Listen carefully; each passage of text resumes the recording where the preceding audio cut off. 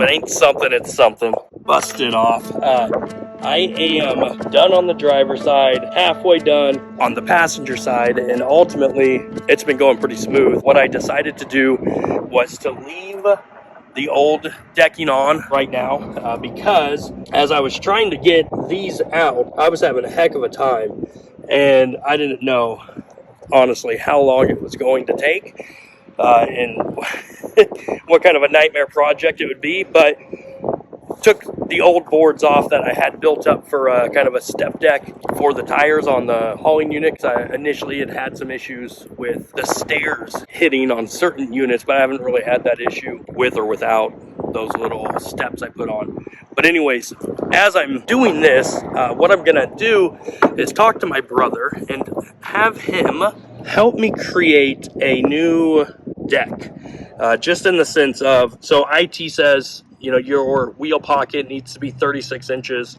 or lower. Well, this mark is 36 inches from the ground. Essentially, where the tires are, you know, it's about at 36 inches. For reference, I believe when I measured, this was 37 inches.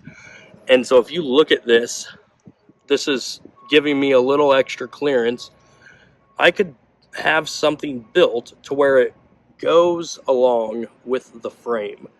And so, you know, it's almost just coming up and it's flush at the top of the frame up until that point where I need to just, you know, cut it straight over.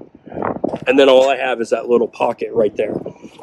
So that's the reason why I'm not going to, well, part of the reason why I'm not going to take the old decking off, because hopefully at some point down the road I can talk my brother in and pay him to help weld a new little bottom deck on here. So then when it comes to loading cars, it'll be easy instead of having these janky ATV and lawnmower ramps that I use right here.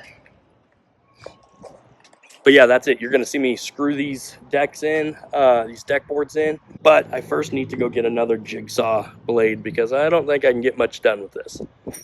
That's what happens when your miter saw isn't big enough. That's what she said.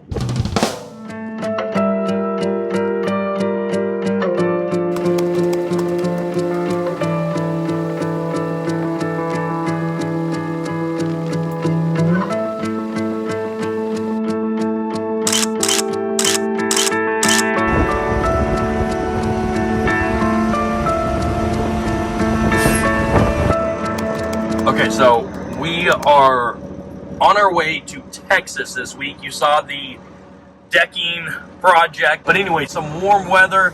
Man, if you were in the Midwest last night, comment below how windy your truck was swaying back and forth last night. It was nuts. Amazing weather. It was nice to have the window open and just, you know, have a good night's sleep. But, yeah, it was crazy windy. So we're headed down to Georgetown, Texas. We're going to fuel up in Springfield, Missouri. Yeah, I'm pretty sure. Springfield, Missouri. It's like $2.80 something a gallon there. So what I did was I put, it's 600 and maybe some change.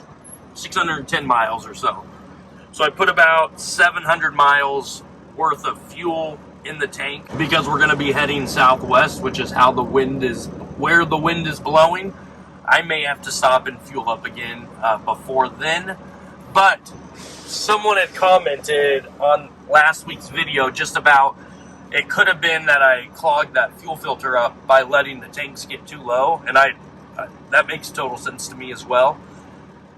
So if it gets too much below an eighth of a tank, I'm going to probably stop and just put it up to a quarter of a tank before I get to Springfield to fuel up.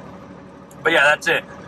We will probably get a little past Springfield today and then drop tomorrow. Today's Thursday. Dropping on Friday, getting back, you know, late Saturday. So that's it. We are just waiting for this guy right here to get the fuck out of the fuel island. He's been parked here, no lights on, no nothing, the entire time as I pulled up and started fueling. So we'll see. A few moments later.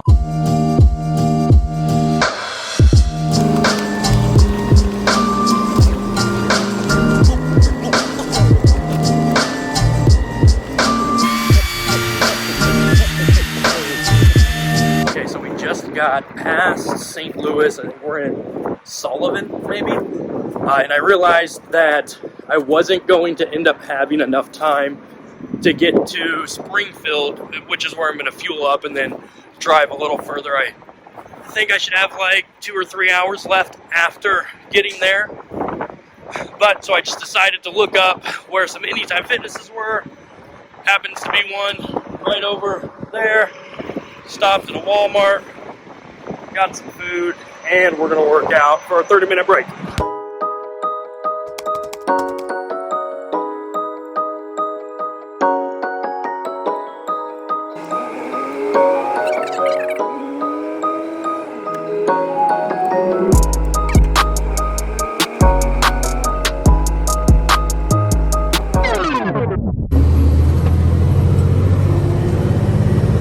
We are unloaded. It's super windy. I apologize. We're not unloaded. I typically always unload the tow behind and then just create some space and go and give them the paperwork.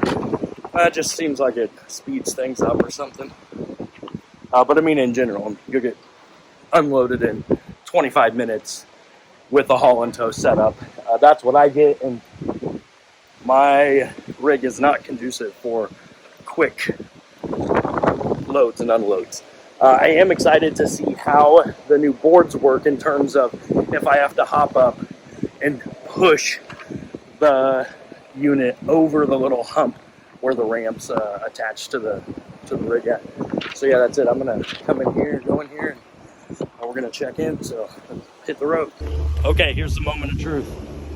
See what we got.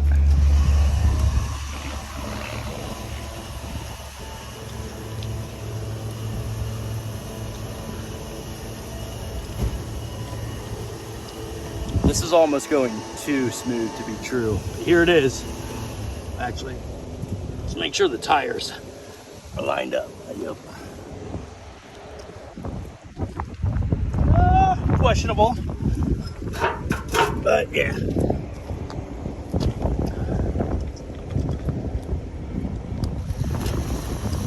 Yes, that's what I'm talking about. I mean, that's part of my daily workout is heaving that thing off of the dang rig, but all right, that's it.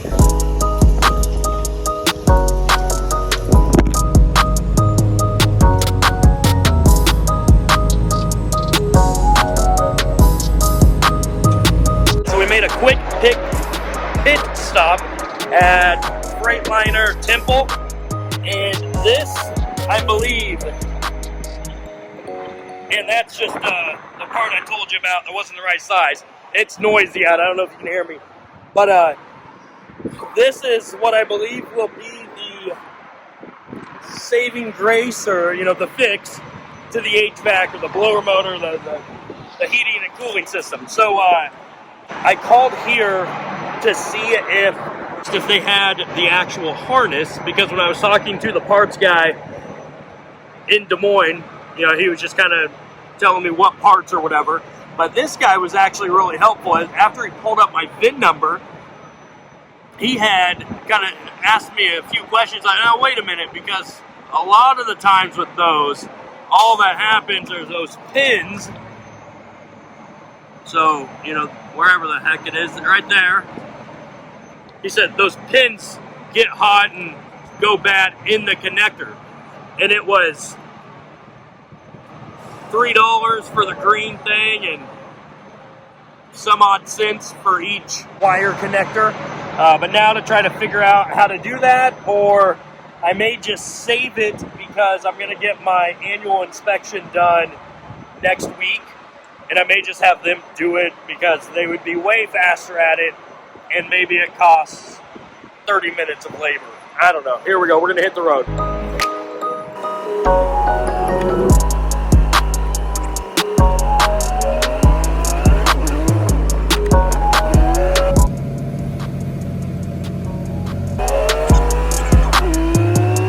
I didn't get that captured, but that truck was broke down right in this ridiculousness they call infrastructure here in between Waco and Dallas, more so closer to Waco.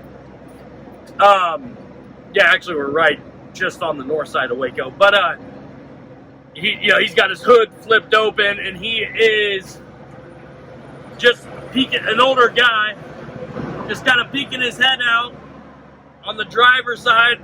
I don't know if he's looking for help or if he's like, hey, am I not going to get ran over if I walk to my cab yet?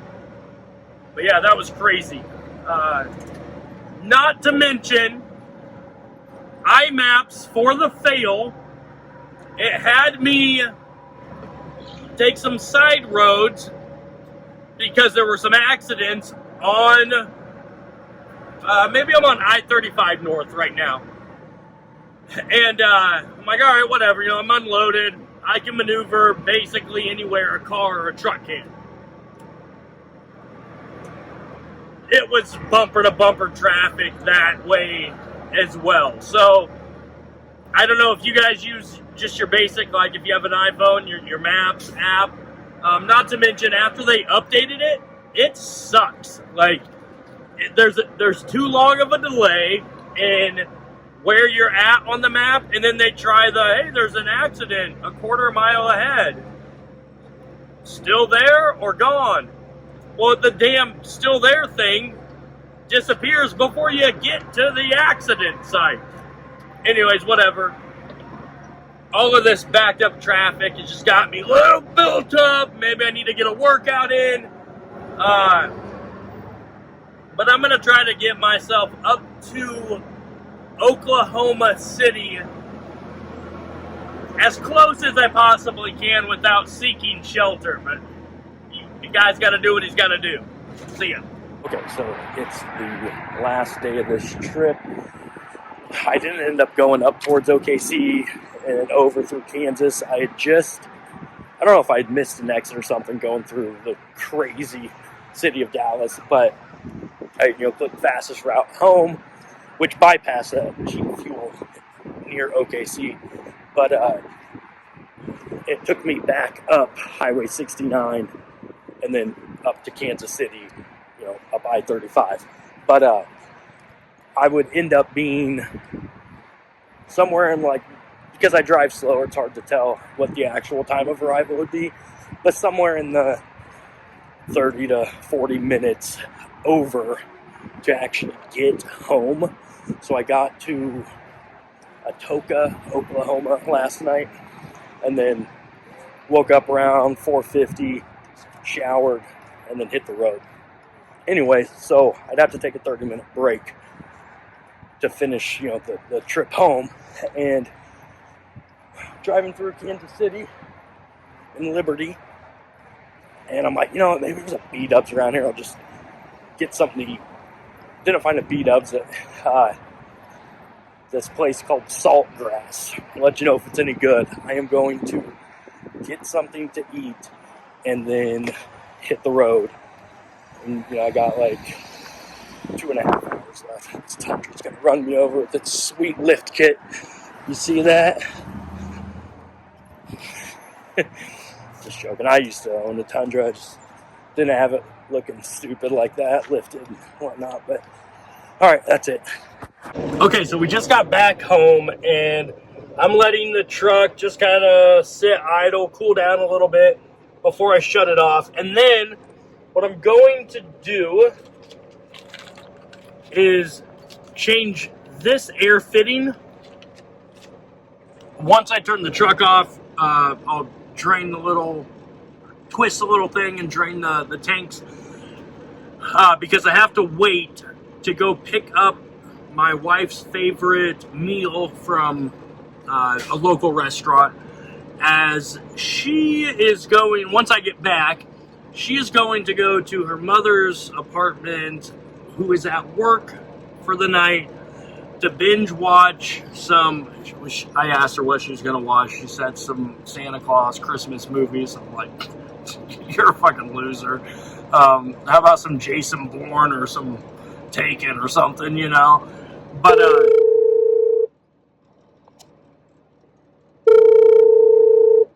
yeah. But so, because, you know, the kids were sick, Miles wasn't able to go to school one day.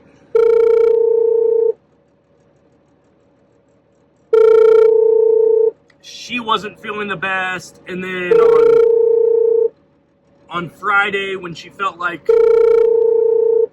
she was going to have kind of a normal half day at work, the babysitter was sick, and so, you know, she's just kind of been at her wits' end, stressed out, kind of, you know, losing her sanity again.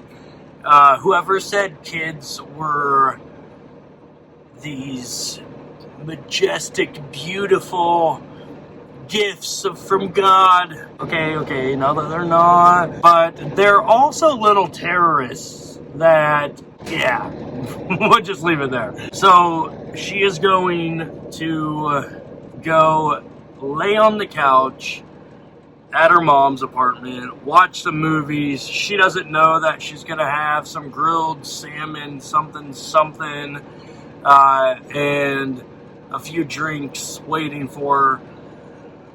But yeah, so that's it. The trip is over. I have the annual truck inspection coming up. A few other things that I got to take care of before my next trip.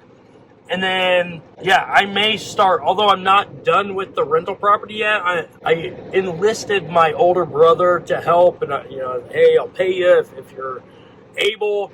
And he said that he's on vacation from now until like January 2nd or 3rd. And when he gets back from vacation, he'd be able to help. So that's great because, again, I'm almost done. There's a few projects, and I'm redoing the kitchen with the countertops and tile work and whatnot. And I need to get that mother trucker listed so it's done. But yeah, next week is Christmas. I'm going to rush a load down to Golden, Colorado, which is, I talked about it last vlog maybe. Yeah, the worst trip ever.